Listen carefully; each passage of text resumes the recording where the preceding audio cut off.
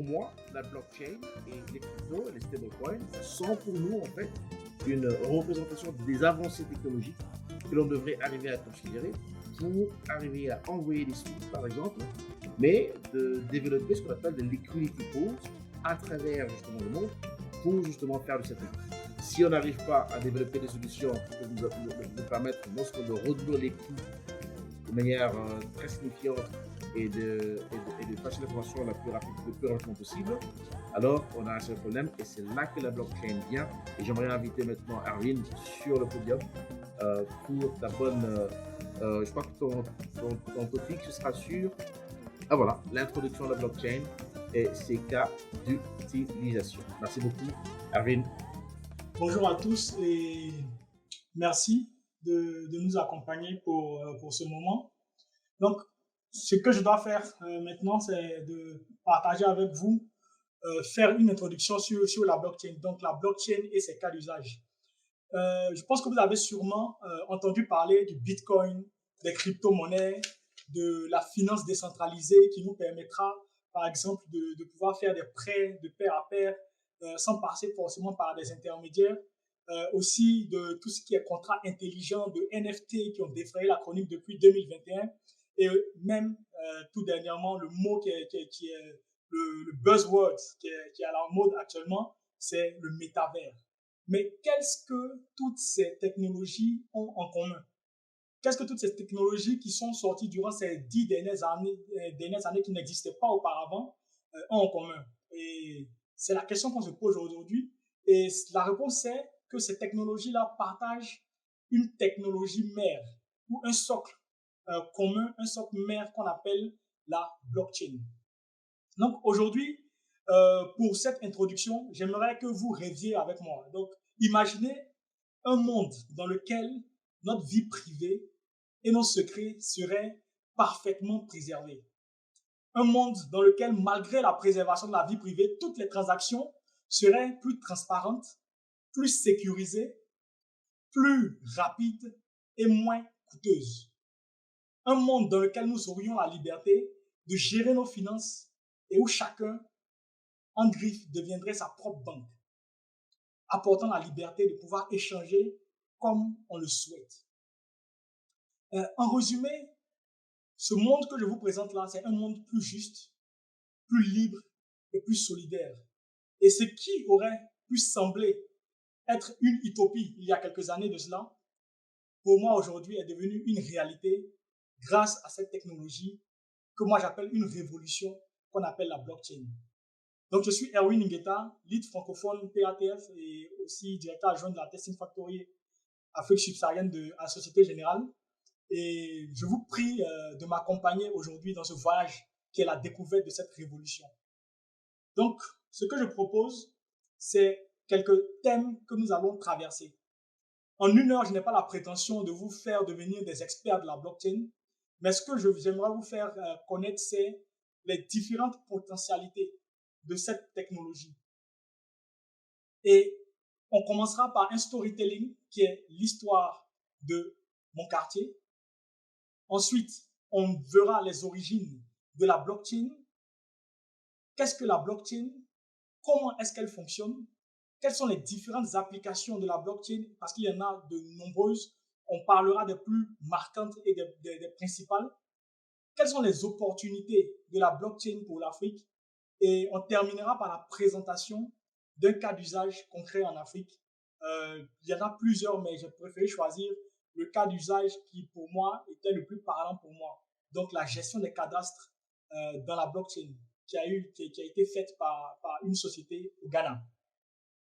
Et on terminera ce parcours-là avec un échange avec un expert, Alexandre Kolani, qui échangera avec nous, qui est un entrepreneur de la blockchain, donc qui connaît vraiment bien la blockchain et qui nous permettra de pouvoir naviguer dans les eaux de la blockchain sur le domaine spécifique de l'énergie et des transferts en Afrique, tout ce qui est financement, levée de fonds. Donc, pour commencer, qu'est-ce qui se passait dans mon quartier il y a quelques années de cela? Donc ça, c'est une image de ce qui s'est passé il y a quelques années dans le monde en termes de transactions et en termes d'échanges. Donc au départ, qu'est-ce qui se passait? Dans mon quartier, on est dans un immeuble, on a plusieurs appartements. Et un jour, Gwenaël est venu me prêter 10 000 francs CFA. Et normalement, Gwenaël était censé me rendre ces 10 000 francs CFA-là la semaine qui suivait. Mais malheureusement, Gwenaël ne m'a pas remboursé ces 10 000 francs. Je l'ai appelé, je lui ai demandé de me rembourser cet argent et Gwenaël a dit qu'il ne se rappelait même plus du fait qu'il m'avait emprunté 10 000 francs CFA. Donc là, qu'est-ce que je fais? C'est sa parole contre la mienne. Et dans ce système-là, on ne peut rien faire. Sinon, peut-être se bagarrer, en venir aux mains, etc. Donc, ces genres de cas s'est posé plusieurs fois dans mon quartier. Et ça s'est posé plusieurs fois dans le monde au début des transactions. Donc, ce qui a été décidé dans mon quartier, par exemple, que je prends, c'est une allégorie un peu de ce qui s'est passé dans le monde. Ce qui s'est passé, c'est qu'on a décidé de prendre une personne dans notre immeuble, un gars, une personne en qui on avait vraiment confiance, qui allait être notre garant et qui allait être la personne devant laquelle on venait faire tout ce qui était prêt. Et cette personne allait avoir un registre, un cahier dans lequel il allait noter toutes les informations. Donc, si Gwenaël a emprunté 10 000 francs à Erwin, on vient devant lui, on fait la transaction et il écrit dans son cahier que Gwenaël a emprunté 10 000 francs à Erwin. Quand il doit avoir un remboursement, on vient devant lui encore et il écrit cette transaction encore dans son registre, dans son cahier. Mais qu'est-ce qui s'est passé? Cette personne-là, qui s'appelait Kofi, a eu beaucoup trop de pouvoir. Donc, quand Kofi dort, on ne peut plus faire des transactions. On est obligé d'attendre Kofi. Quand Kofi est en voyage ou est malade, on est obligé de suspendre tout ce qui est transaction. On est obligé d'attendre Kofi. Et Kofi, pour son temps et pour tout le travail qu'il faisait pour nous, a décidé de ne plus le faire gratuitement parce que pour lui, c'était devenu trop pesant. Donc, a commencé à nous facturer des frais sur ces transactions qu'il notait dans son registre. Ces frais-là, au départ, ils étaient de 100 francs, ensuite de 200, après de 300, de 400, et Kofi montait les frais comme il le voulait. Donc, ça a été un problème dans le quartier et il y a eu des voix qui se sont élevées. Et une personne, Sephora, a eu une idée un jour géniale et a dit, mais pourquoi est-ce qu'on devrait faire confiance à une seule personne? Pourquoi est-ce qu'on devrait confier ce si grand pouvoir à une seule personne alors qu'on pourrait le partager entre nous? Idée géniale, ça a été une révélation. Donc, qu'est-ce qu'on a fait à partir de ce moment-là?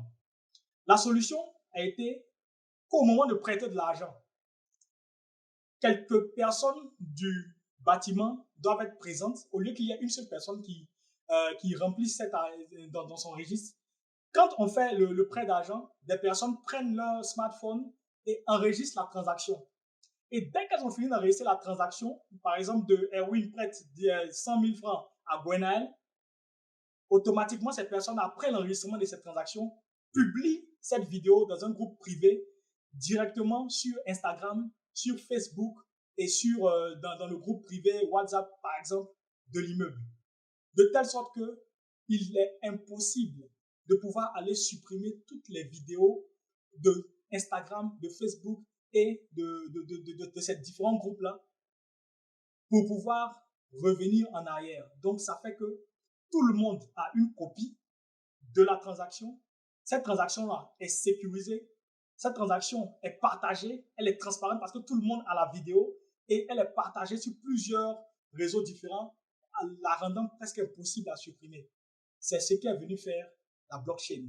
Donc, la blockchain est venue supprimer ce tiers de confiance-là, Kofi, qui sont actuellement les banques, qui sont les assurances, qui sont plusieurs types qui sont Google, qui sont YouTube, etc., pour pouvoir redonner le pouvoir à tous les participants du système. Donc, c'est ce que la blockchain fait. La blockchain partage le pouvoir, distribue le pouvoir et permet à tous les participants du système de pouvoir intervenir, de pouvoir avoir une copie de ce qui se passe, de pouvoir savoir en temps réel quelles sont les transactions qui sont passées et de pouvoir empêcher aussi de modifier cette transaction-là. Donc, ça, c'était l'introduction de la blockchain. Et maintenant, avant de rentrer dans le fond de la blockchain, nous allons revenir en arrière vers les origines de la blockchain. Et qu'est-ce qui a motivé la mise en place de cette blockchain? Et nous allons voir quelle invention géniale ça a été. Donc, En revenant aux origines de la blockchain, on parle déjà des origines des transactions ou bien des échanges. Au départ des transactions dans le monde, on était dans une économie de subsistance. Ça veut dire quoi? Ça veut dire que tout le monde, par exemple, moi je suis un pêcheur, si je pêche mon poisson, automatiquement je ne peux que manger ce poisson. Si Alioune, par exemple, a chassé un bœuf, il mange ce bœuf. Même s'il a envie de manger un poisson, il ne peut pas puisque lui, il est chasseur. Donc, c'était ça l'économie de subsistance au début. Et ensuite, Alioune et moi, par exemple, on s'est dit, ben, moi, je veux varier mon régime alimentaire. Je ne veux plus manger que du poisson. Je ne sais pêcher que du poisson, mais je ne veux plus manger que du poisson. Toi, tu ne sais chasser que du bœuf, mais tu ne veux plus aussi manger que du bœuf. Donc, qu'est-ce qu'on fait? On peut s'échanger des poissons et des bœufs en fonction en fonction des quantités qu'on se sera fixées. C'est là qu'est né le système de troc. Donc, le système de troc est venu, comment on peut dire là, est venu corriger ce problème en permettant à des personnes qui avaient qui avaient des biens de pouvoir les échanger contre d'autres biens à d'autres personnes qui avaient des biens qu'elles voulaient. Et ce système s'est passé pendant longtemps, mais on s'est rendu compte aussi que, par exemple, le poisson peut ne pas, quand il y a l'hiver, par exemple, le poisson, on ne peut plus pêcher le poisson, mais on peut continuer à chasser le bœuf, par exemple, pendant l'hiver. Donc, Kofi continue à chasser le bœuf pendant l'hiver, mais moi, je ne peux plus pêcher le poisson. Ah, mais malheureusement, moi, j'ai envie de manger pendant l'hiver et je ne veux pas manger de poisson. Qu'est-ce qu'on fait? C'est là qu'on a travaillé la reconnaissance de dette. Donc, Kofi me donne un bœuf. Je n'ai pas de poisson à lui donner actuellement, mais je reconnais en écrivant sur un papier que quand la saison des poissons va arriver, je vais te donner 10 poissons en échange de ce bœuf. C'est là qu'est arrivée la reconnaissance de dette. Et au fur et à mesure de reconnaissance de dette, il y a eu des reconnaissances de dette déjà dans un lieu très fermé, très centré géographiquement. Et au fur et à mesure des échanges, de la route, de la soie, etc., on a dû mettre en place des systèmes beaucoup plus complexes et on a dû arriver à un système qui mettait tout le monde d'accord, au lieu que ce soit un système qui soit géré par région. C'est là qu'est née la monnaie. Donc la monnaie, c'est une reconnaissance des dettes universelles. Et cette monnaie-là a évolué au cours du temps. De monnaie, on avait des monnaies comme les cauris et autres. On est passé à tout ce qui était or, ensuite étalon d'or, tout ce qui est pièces de monnaie. On a des pièces de monnaie, nous sommes passés aux billets, des billets, nous sommes passés aux chèques, des chèques, nous sommes passés aux cartes de crédit, des cartes de crédit au mobile money, aux monnaies numériques qui sont sur, comme PayPal, etc. Et aujourd'hui, nous sommes arrivés aux crypto-monnaies qui sont basées sur la blockchain. Donc, tout au long de l'histoire, des instruments dignes de confiance tels que les pièces de monnaie, etc., ont été développés pour faciliter l'échange de biens, de valeurs et protéger à la fois les acheteurs et les vendeurs. C'était ça le but. Donc, grâce à certaines innovations importantes, en particulier, par exemple, les téléphones, les systèmes de cartes de crédit, Internet, etc., il y a eu une multitude de choses, une amélioration des instruments de paiement et cela a permis de pouvoir éliminer toute distance entre acheteurs et vendeurs. Malheureusement, ce système-là que j'ai décrit précédemment et qui est aujourd'hui le système financier actuel a connu beaucoup de mésaventures, des crashs boursiers, des scandales financiers, des choses très, très dures qu'on a connues tout le long de notre histoire. Et on a vu de par cette expérience-là, les limites du système de transaction actuel. Donc, pour certaines limites, par exemple, les liquidités ne sont utiles que pour des transactions locales avec des montants relativement faibles. Ça concerne certaines monnaies. Par exemple, quand on a du CFA, on ne peut utiliser le CFA qu'en Afrique francophone, que dans l'UEMOA, par exemple, ou bien que dans la CEMAC. On ne peut pas prendre un CFA aujourd'hui et aller acheter quelque chose en France directement. On doit faire du change pour pouvoir avoir de l'euro, par exemple. Ensuite, les délais qui séparent les transactions de leur règlement sont longs. John en parlait tout à l'heure. Il a voulu faire un envoi vers l'Afrique du Sud. Ça lui a pris à peu près 4 à 5 jours, beaucoup plus longtemps même que cela. Et c'est ce qu'on voit actuellement, les délais sont très longs. Et le corollaire de cette longueur de délai Euh, la cause même, c'est parce qu'il y a beaucoup d'intermédiaires et le corollaire, c'est l'augmentation des coûts de transaction.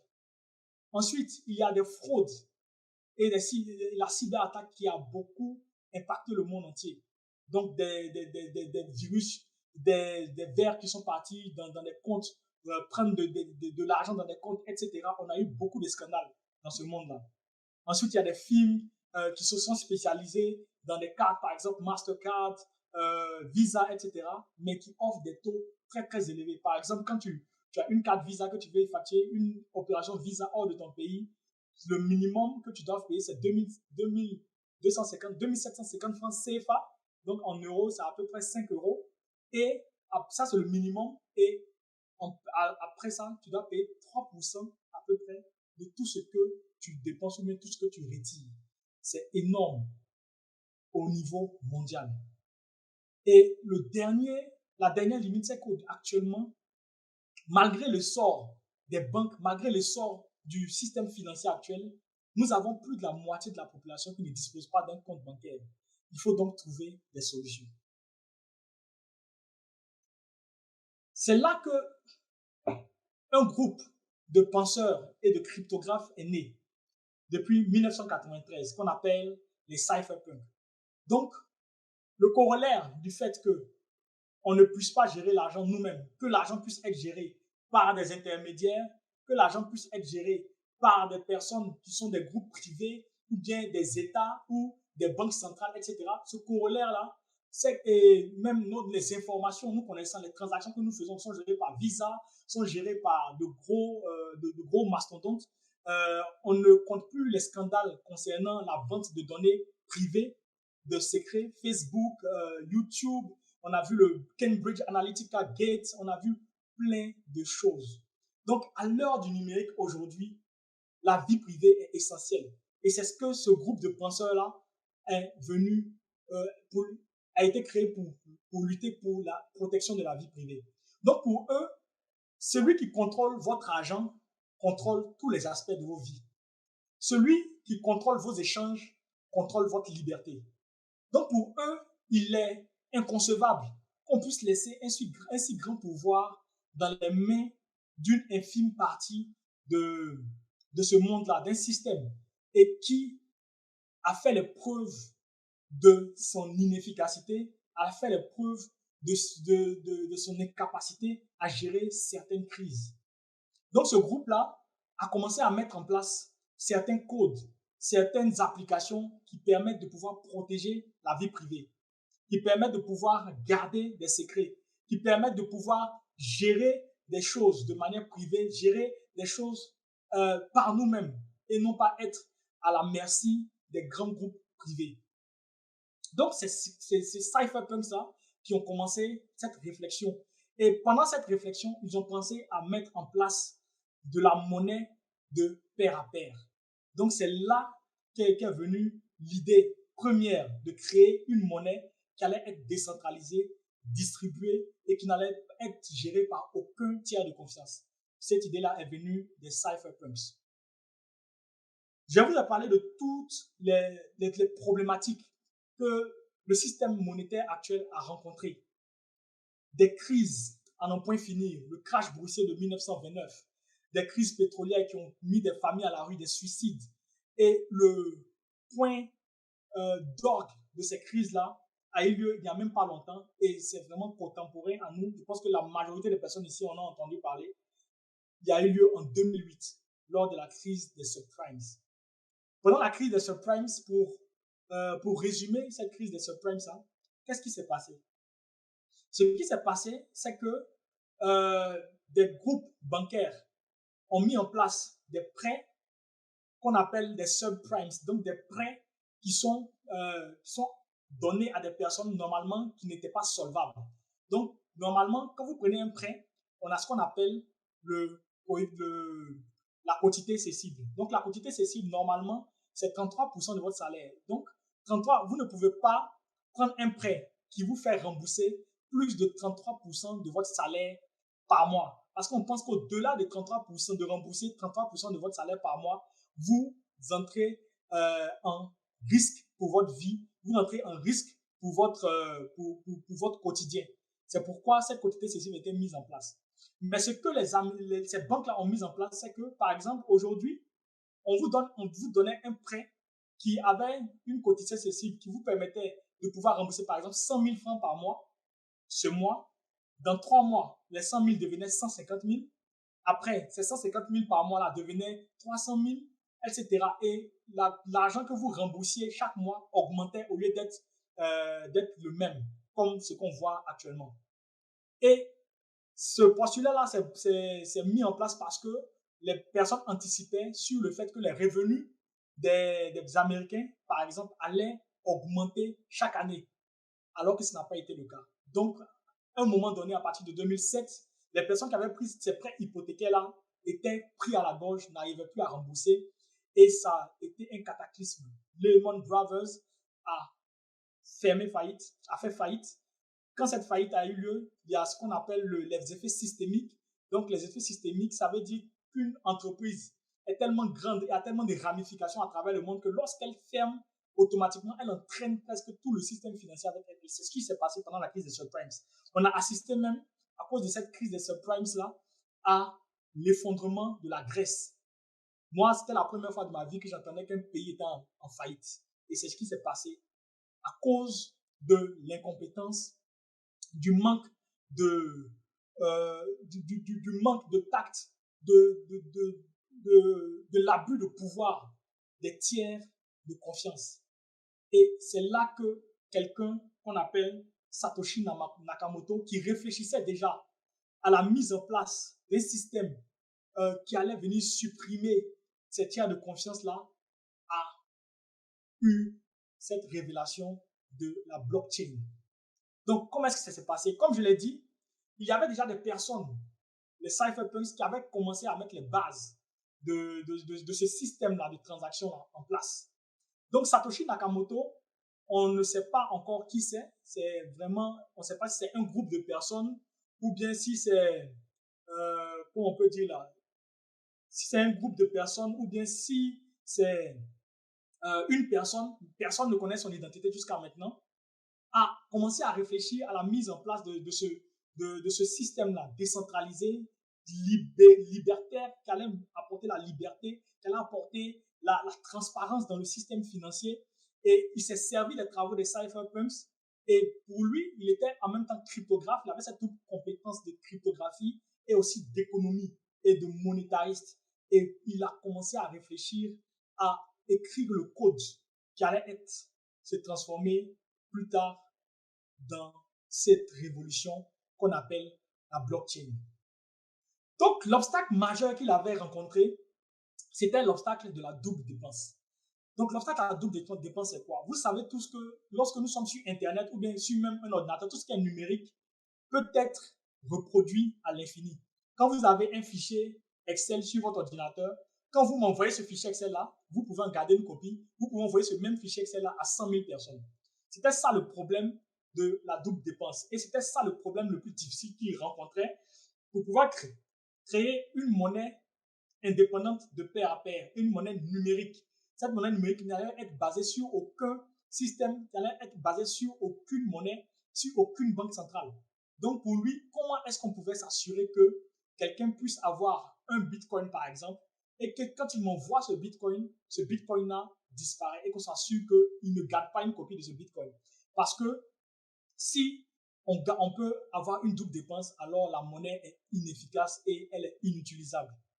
Et après des années de recherche, Satoshi Nakamoto a fini par craquer ce code et a inventé l'unicité numérique. Ça a été l'innovation la plus marquante de ces 20 dernières années.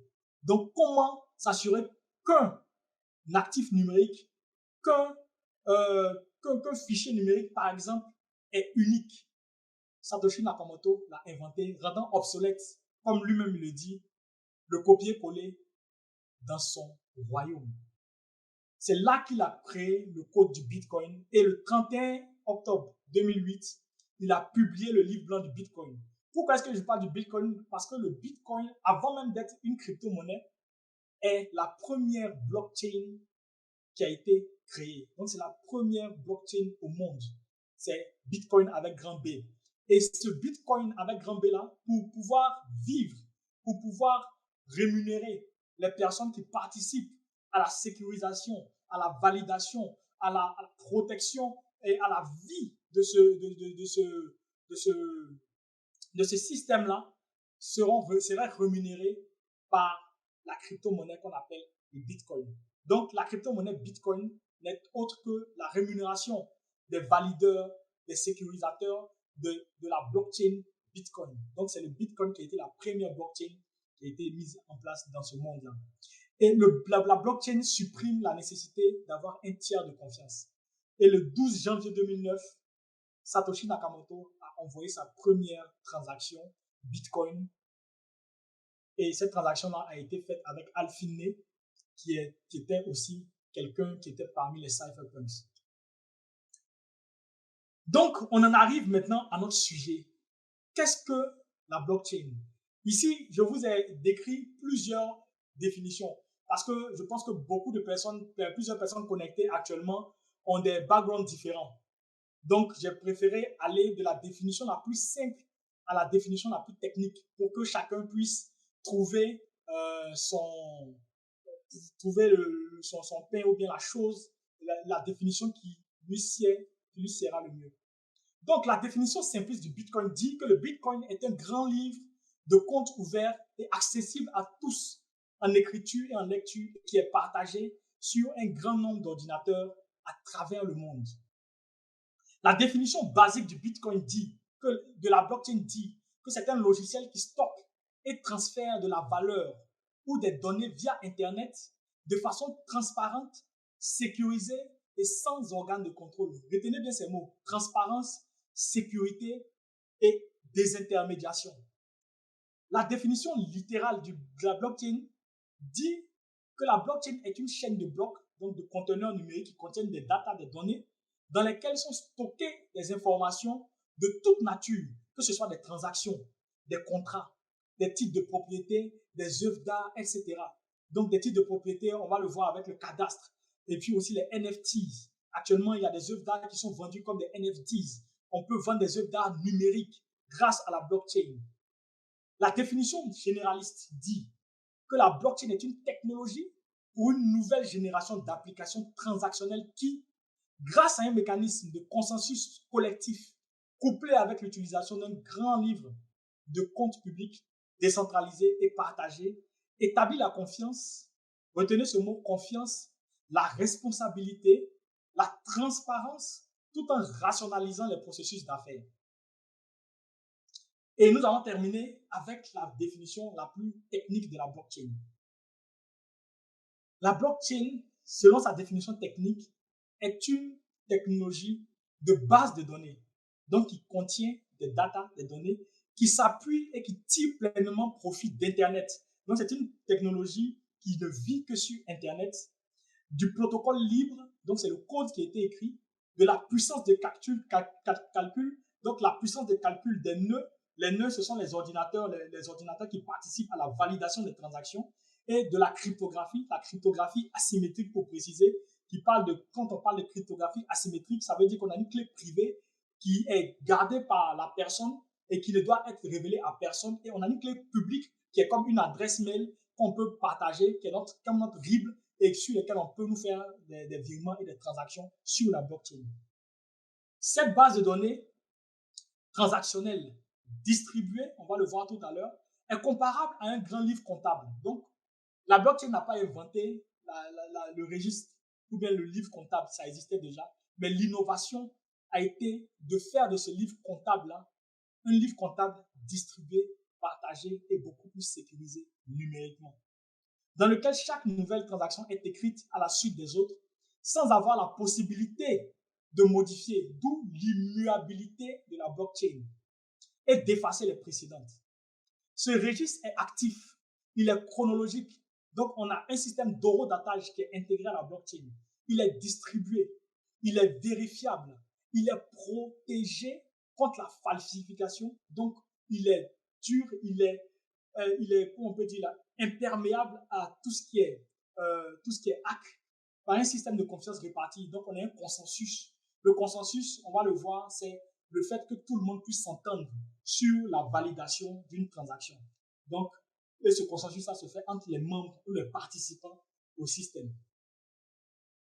Je suivais hier un webinaire sur la blockchain d'un professeur de HEC et il disait que depuis que le Bitcoin a été créé, la blockchain Bitcoin, il n'y a pas encore eu de hack. Elle a été créée depuis 2008. Il n'y a pas encore eu de piratage de cette blockchain Bitcoin. Donc, vous voyez que c'est quelque chose de très sécurisé. Pour pouvoir faire un résumé de tout ce qu'on vient de voir en termes de définition de la blockchain, je vais vous donner ici une définition qui va résumer un peu les précédentes. Donc, si vous devez retenir quelque chose, c'est que la blockchain est une base de données transactionnelle distribuée, comparable à un grand livre comptable décentralisé et partagé qui stocke et transfère de la valeur ou des données via Internet, c'est important, de façon transparente, sécurisée et autonome, car elle n'a pas besoin d'un organe central de contrôle. Ce registre, il est actif, il est chronologique, il est distribué, il est vérifiable. Aujourd'hui, vous pouvez vous connecter sur blockchain.com, vous allez avoir toutes les transactions sur bitcoin.com, vous allez avoir toutes les transactions Bitcoin qui sont passées depuis la création de Bitcoin avec les montants. Donc, il est transparent et il est vérifiable. Il est protégé contre la falsification par un système de confiance réparti qui est le consensus entre ses membres. Chaque membre du réseau possède une copie à jour du grand livre en temps quasi réel. Donc, pour le Bitcoin, par exemple, c'est chaque 10 minutes que ça se met à jour. Et le contenu est toujours en phase avec l'ensemble des participants. Est-ce que ce n'est pas une révolution? Est-ce que ce n'est pas quelque chose d'inédit, quelque chose d'évolutif, de disruptif, comme on le dit? Pour moi, la blockchain va transformer le monde qu'on connaît, qu'on connaît actuellement. Parce qu'il va nous donner le pouvoir. Il va donner le pouvoir au peuple. La blockchain, pour moi, c'est ce qu'on appelait la démocratie avant. La blockchain, pour moi, c'est le pouvoir du peuple par le peuple. Parce qu'on n'a plus besoin de se laisser distraire par des organismes de tiers et se laisser manipuler aussi par des tiers. Ainsi, la blockchain permet l'automatisation de la transaction en supprimant les tiers. C'est un système de consensus distribué et de confiance partagée. On n'a pas besoin d'avoir confiance en une seule personne. Tout le monde se fait confiance parce que personne n'a intérêt à trahir les autres. Et la blockchain est une infrastructure de certification et aussi de notarisation. Pour avancer un peu dans la blockchain encore, on va voir les principes de la blockchain. Donc, il y en a plusieurs, il y en a à peu près 5, les 5 principaux. On peut en trouver d'autres. Donc, la blockchain, le premier principe, c'est que c'est un registre distribué et partagé. Quand on parle de registre distribué et partagé, on parle de grand livre de compte. Comme je l'ai dit, ce n'est pas la blockchain qui a inventé les livres de compte, mais ce qu'elle a inventé comme innovation, c'est que ce soit distribué et partagé et fondé sur un enregistrement immuable de toutes les transactions sur le réseau et qui sont visibles par tous les membres du réseau. Donc, avec ce registre partagé-là, les transactions ne sont enregistrées qu'une seule fois, ce qui limite toute redondance des actions, caractéristiques des réseaux d'entreprises traditionnels. Donc, il n'y a pas plusieurs intermédiaires qui doivent valider et autres. On valide une seule fois à travers le consensus et ça part. C'est ce qui permet de pouvoir avoir quelque chose de très agile et de très rapide en termes de transactions. Le deuxième principe, c'est la décentralisation et la désintermédiation. Donc, c'est quoi ces principes-là? Comme on l'a dit, la blockchain vient supprimer les tiers de confiance. Donc, aujourd'hui, dans la blockchain, on n'a aucun organe central qui puisse venir gérer la blockchain. La blockchain est gérée par le réseau. C'est ça la décentralisation et la désintermédiation. Ensuite, le troisième principe, c'est le consensus. Donc, qui dit consensus dit accord entre des parties prenantes. Donc, le fait que la transaction soit acceptée ou rejetée est le fruit d'un consensus qui est distribué et non institutionnel et c'est décentralisé.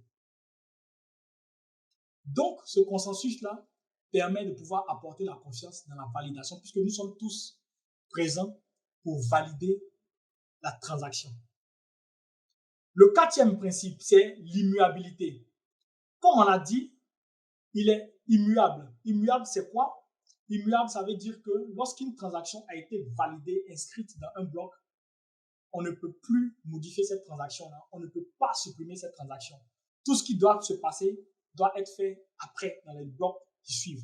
Et on verra pourquoi est-ce que c'est aussi sécurisé, pourquoi est-ce qu'il est presque impossible de modifier une transaction qui a déjà été validée. On va le voir dans les slides suivantes. Le dernier principe, c'est la confiance qui est partagée.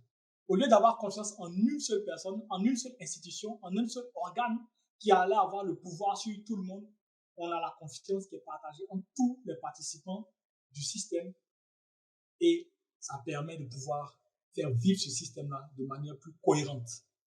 Donc, en résumé, passer par un mécanisme de consensus collectif plus utiliser un grand livre ouvert, décentralisé, partagé entraîne la confiance, la transparence et le partage. Et c'était ça l'objectif primaire de la blockchain. Apporter plus de confiance parce que les personnes après cette crise de 2008 avaient perdu confiance dans le système financier traditionnel, avaient perdu confiance dans tout ce qui était tiers de confiance en griffe. Et la transparence, permettre à tout le monde de savoir ce qui se passe, pas un système opaque qui, même quand tu as de l'argent en banque, est très compliqué à faire sortir. Donc la transparence et le partage des informations, le partage du pouvoir, c'est ça qu'est venu apporter la blockchain. Donc ici, je vous présente un peu le step by step d'une transaction sur la blockchain. Donc rapidement, en 1, vous voyez A et B initient une transaction. Donc un échange de données sous forme digitale, donc qu'on appelle des tokenized assets. Donc ça peut être de l'argent, ça peut être une image, ça peut être un contrat, etc. Donc tokenized assets, ce sont des actifs tokenisés. Donc le token, ça veut dire jeton. Donc jeton, ça peut être une crypto-monnaie, ça peut être un crypto-actif, etc. Donc quelqu'un A initie une transaction vers B. Ce qui se passe, c'est qu'au la deuxième étape, la transaction est soumise à un réseau de pair à pair où un grand nombre d'ordinateurs qu'on appelle les nœuds sont interconnectés. C'est ce qu'on appelle le système distribué et le système partagé. Donc, l'information arrive en même temps sur tous les nœuds du réseau. Et actuellement, pour la blockchain Bitcoin, il y a des centaines de millions de nœuds qui sont des ordinateurs qui sont là, qui participent au système pour miner, valider les transactions. Après avoir envoyé cette information à tous les nœuds en même temps, de façon automatique, donc tout le monde reçoit l'information en même temps, d'où la symétrie d'information. Les mineurs, ce sont les personnes, les nœuds qui valident les transactions. Donc ce sont les intervenants qui sont, qui sont actifs. Ces gens-là valident, sélectionnent certaines transactions et valident ces transactions-là. Donc pour la validation des transactions, on le voit en partie 4. La personne, pour le proof of work, qui est la preuve de travail, qui est actuellement utilisée par la majorité des blockchains, on verra qu'est-ce que la preuve de travail dans la slide suivante et quel est son autre pendant. Quand ces personnes-là reçoivent et qu'elles veulent valider une transaction, le système, le réseau leur envoie un problème mathématique complexe à résoudre. Et leurs ordinateurs, en se servant des puissances de calcul de ces ordinateurs-là, résolvent ce problème mathématique. Et le premier à avoir résolu le problème mathématique est celui-là qui doit valider la transaction après la validation de tout le monde. Donc, tout le monde reconnaît que c'est lui qui a été celui qui a validé, qui a résolu le problème. Tout le monde donne son accord et là, la transaction est validée. Et dès que la transaction est validée, par exemple, sur la blockchain Bitcoin, automatiquement, la personne qui a validé cette transaction-là, qu'on appelle un mineur, reçoit un Bitcoin en contrepartie de son travail, de l'utilisation de ses ressources, puisqu'il y a de l'électricité qui est consommée, il y a beaucoup de choses qui sont consommées. Donc aujourd'hui, par exemple, le Bitcoin est à peu près à 40 000 $. Je n'ai pas regardé les cours de ce matin. Donc quelqu'un qui valide une transaction Bitcoin reçoit une transaction Bitcoin reçoit un Bitcoin qui est l'équivalent de un bloc, pas une transaction, un bloc Bitcoin reçoit un Bitcoin qui est l'équivalent de 40 000 $. Ensuite, après avoir validé, donc le bloc qui est validé est automatiquement certifié par un hash. On verra ce que c'est que le hash, qui est validé par un hash, qui est une manière de pouvoir certifier les blocs et de pouvoir les rendre beaucoup plus infalsifiables et sécurisés. Et après avoir validé ce hash-là, automatiquement le bloc est alors miné et la transaction arrive à B.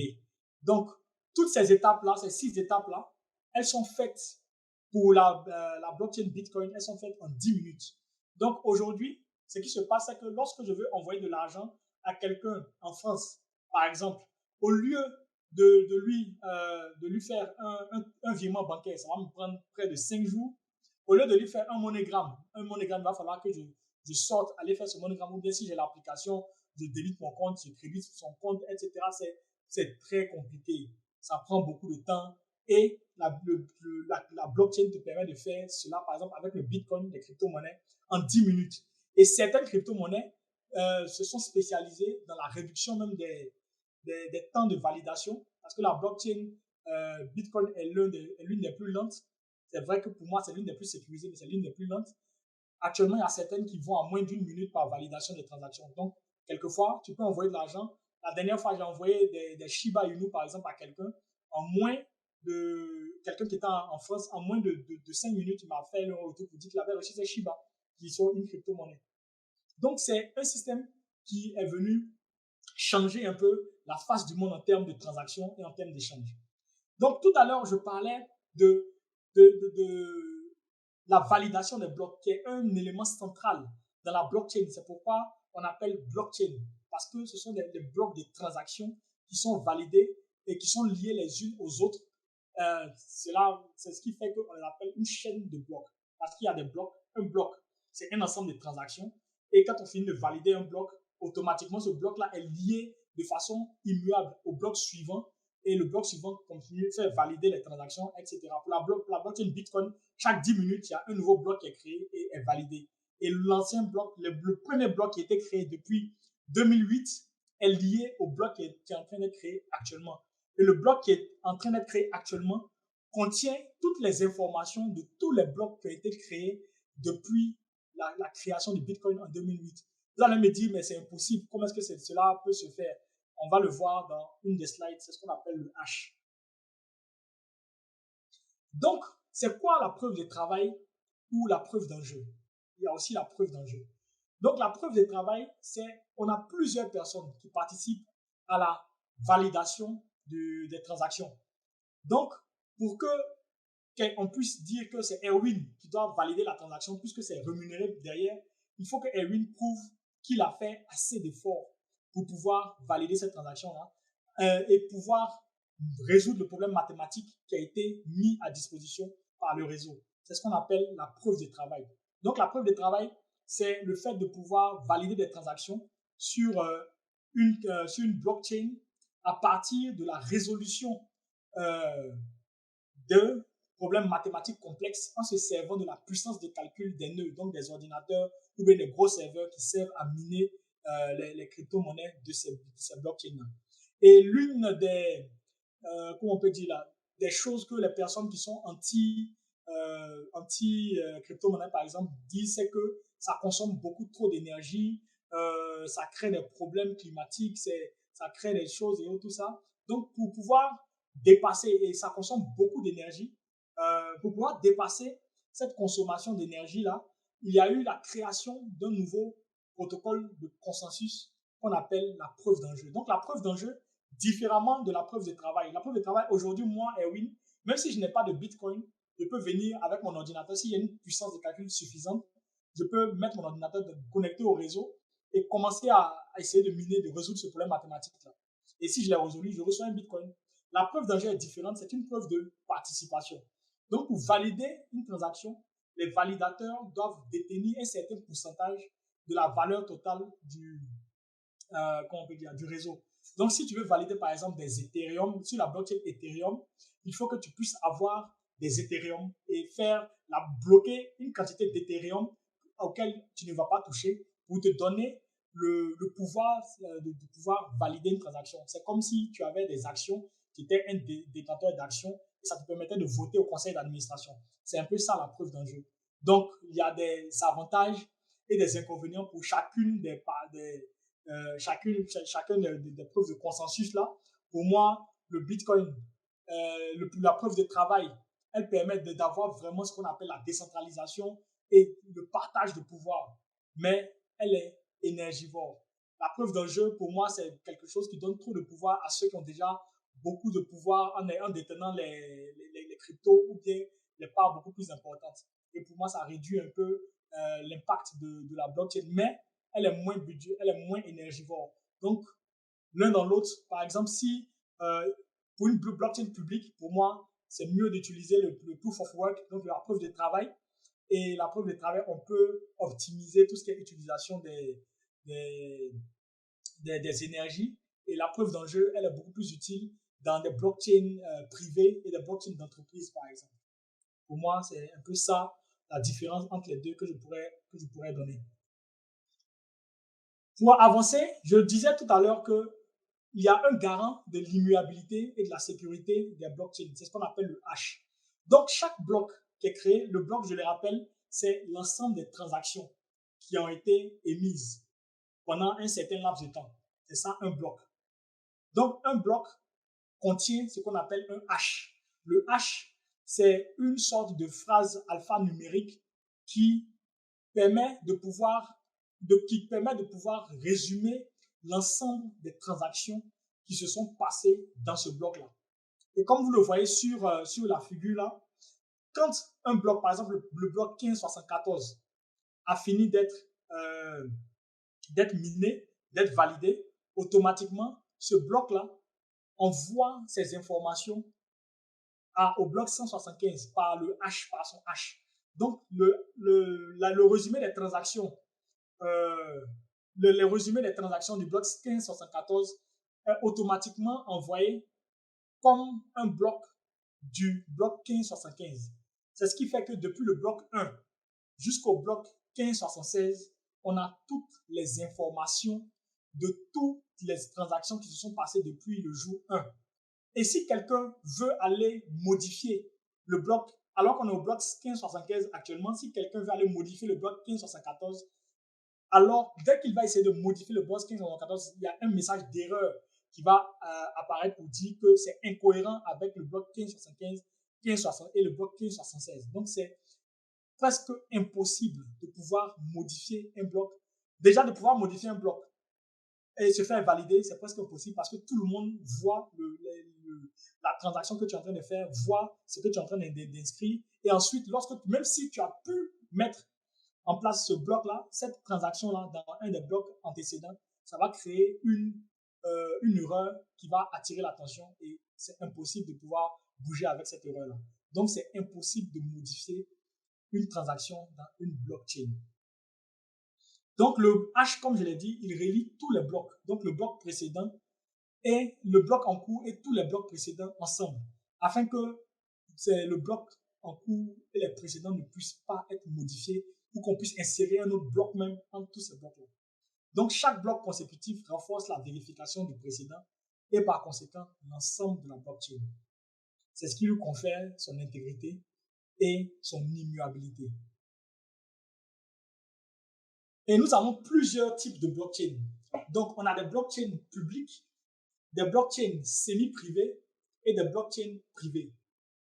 Donc, les blockchains publiques, ce sont des blockchains qui permettent à tous les participants de participer, comme Bitcoin. Bitcoin, c'est une blockchain publique, tout le monde peut participer, peut se connecter, peut essayer de valider des transactions, peut avoir du Bitcoin. Les blockchains semi-privées vont un peu plus loin dans la sécurisation. Ça veut dire qu'il y a des entités qui peuvent ajouter des blocs et ces entités-là sont connues.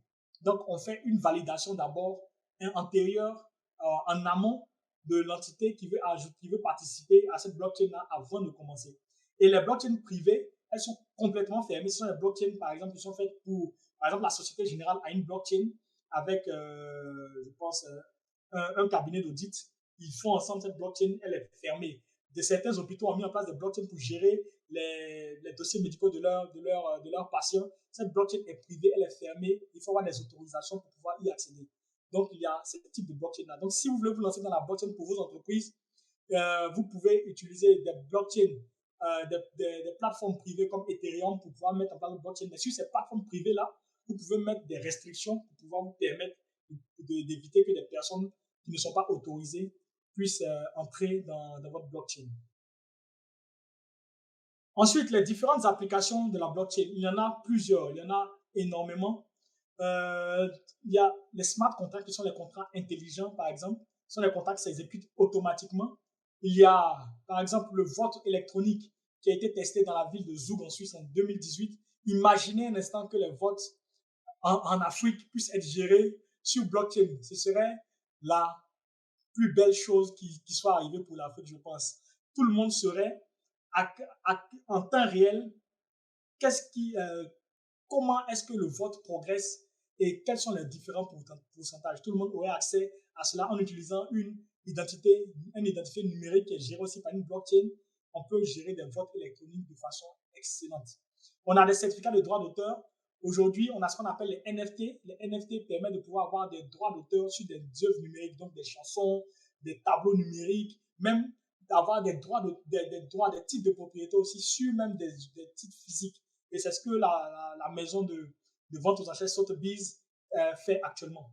On a la traçabilité des produits. Donc, depuis plusieurs années, Carrefour, par exemple, utilise une blockchain pour pouvoir tracer tous les produits. Donc, aujourd'hui, sur les produits Carrefour, donc la viande bovine, par exemple, vous avez un code QR code sur lequel que vous pouvez scanner. Et quand vous scannez ce QR code, vous savez d'où vient la viande, qu'est-ce que le bœuf a mangé, comment il a dormi, etc. Bon, je dis ça comme ça par truc. On peut savoir même ce que le bœuf a mangé, comment il a été nourri, est-ce qu'il a écouté de la musique classique, il a été massé, etc.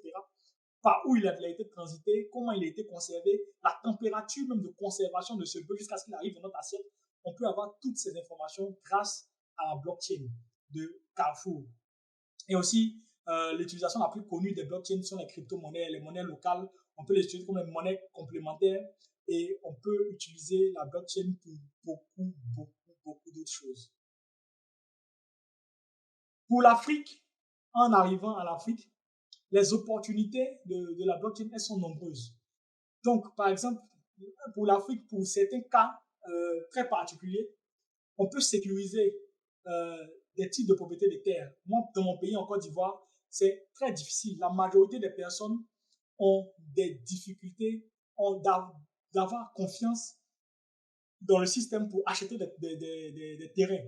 Parce que il y a eu tellement de mauvaise gestion, bon, pas de mauvaise gestion, mais il y a eu tellement de personnes qui ont vendu des terres à plusieurs personnes en même temps et que c'était pas suivi de manière numérique. C'était très compliqué de pouvoir aller se plaindre après. C'était même compliqué de pouvoir prouver le titre de propriété de la personne qui avait vendu en premier.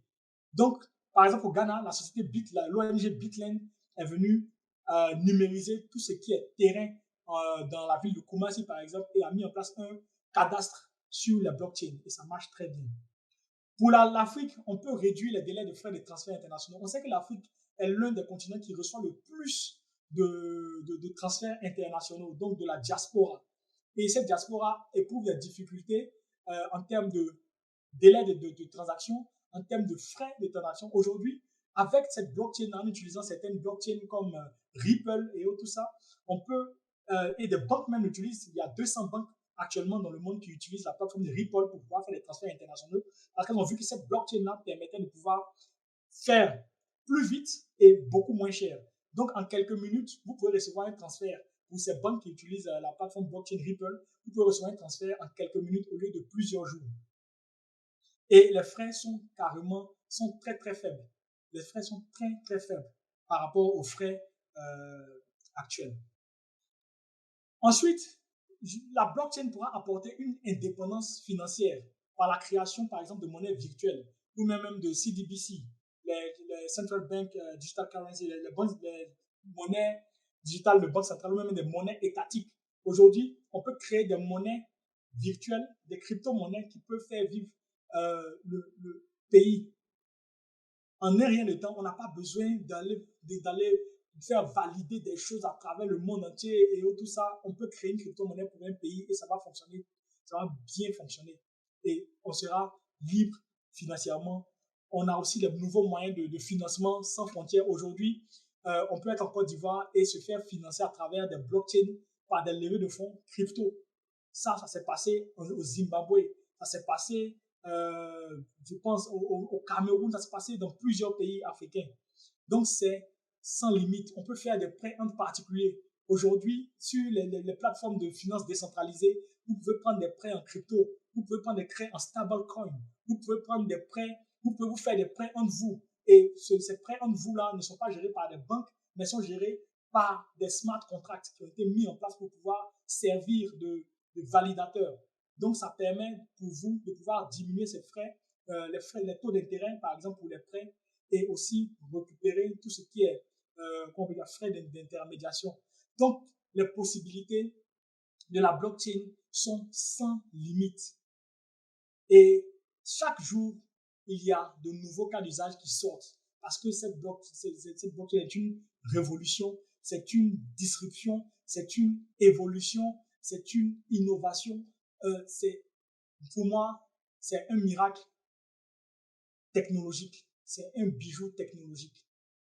Et pour terminer, par rapport à la blockchain, en parlant toujours de Bitland, donc Bitland a mis en place, c'est une organisation qui est basée au Ghana, qui a eu pour mission de pouvoir aider, permettre aux institutions et aux personnes privées de pouvoir mettre en place un registre décentralisé, pouvoir enregistrer leur terrain et aussi leur registre, leur type de propriété sur ces terrains-là dans une blockchain. Cela va permettre de pouvoir sécuriser les achats et les ventes de terrain. Et ça se passe à Kumasi actuellement, en Afrique, et ça se passe très bien. Donc, la blockchain va permettre de répertorier les terrains, de les stocker de façon transparente, publique, sécurisée, et garantir ainsi la propriété du bien qui est répertorié. Donc, pour terminer, si vous devez retenir quelque chose de mon intervention, pour résumer, c'est que la blockchain, c'est une création technologique qui va donner le pouvoir au peuple. C'est le pouvoir du peuple par le peuple. La liberté, la transparence, le partage, la solidarité, toutes ces vertus-là qu'apporte la blockchain sont des vertus qui sont favorables pour l'Afrique, favorables pour son émergence, favorables pour votre travail, favorables pour vos familles, pour nos familles. Aujourd'hui, je pense que l'Afrique doit s'y mettre. L'Afrique doit être versée dans cette technologie, avoir le maximum de cas d'usage possible pour gagner sa liberté. Nous avons cette arme-là qui est excellemment puissante et qui est libre et dont on n'a pas besoin de l'accord d'une institution internationale pour pouvoir participer. Pour moi, c'est le rêve de l'Afrique qui est en train de devenir réalité. Et c'est la libération de l'Afrique qui peut devenir réalité grâce à la blockchain.